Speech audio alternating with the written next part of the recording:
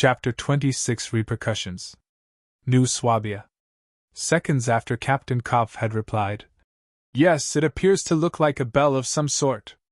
A loud bang shook the room. Dust and debris that had lain undisturbed for centuries poofed into the air and fell slowly to the ground.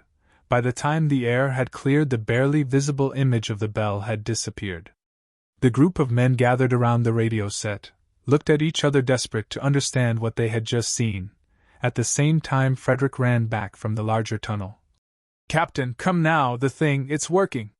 Captain Kopf rose to his feet and met Frederick. "What's going on?" "The donut thing, it's glowing, sir. It started as soon as this one started with the blue flashes."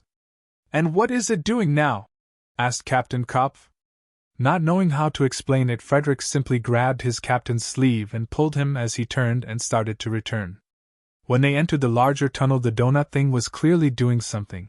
Whether that was working or not was another question, but it was certainly no longer inert. "Have you taken photographs?"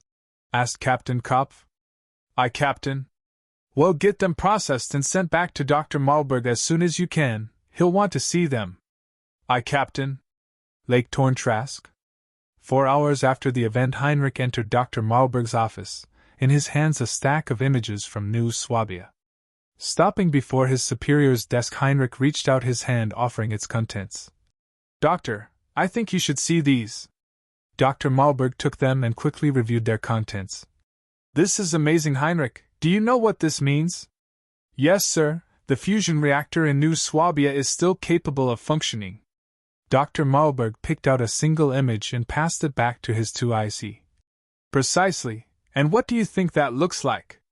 Heinrich took the image and looked at it carefully. The lack of light gave it a grainy feel, but it was unmistakably Diglok.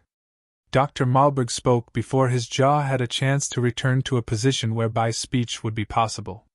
Dr. Marlberg was smiling when Heinrich looked up to reply. "It appears, Heinrich, we won't be needing the locator beacon data, hey? Look, Graham, off to the right, it looks like an old farm shed. We can rest up in there." Graham couldn't really tell in vehicle mode what exactly Bouncer had spotted, so just took his friend's word for it. "If you think so, Bouncer." As Bouncer closed the door behind them, Graham shifted back into human mode. "Right then, looking up there appears to be a loft.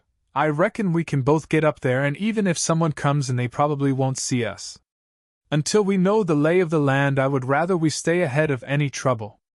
"Defo, Graham, come on, race you to the loft," joked Bouncer. Graham smiled, happy for small miracles. Bouncer making light of the situation was one such small miracle. He just hoped Deli would be able to help them and perform a bigger one.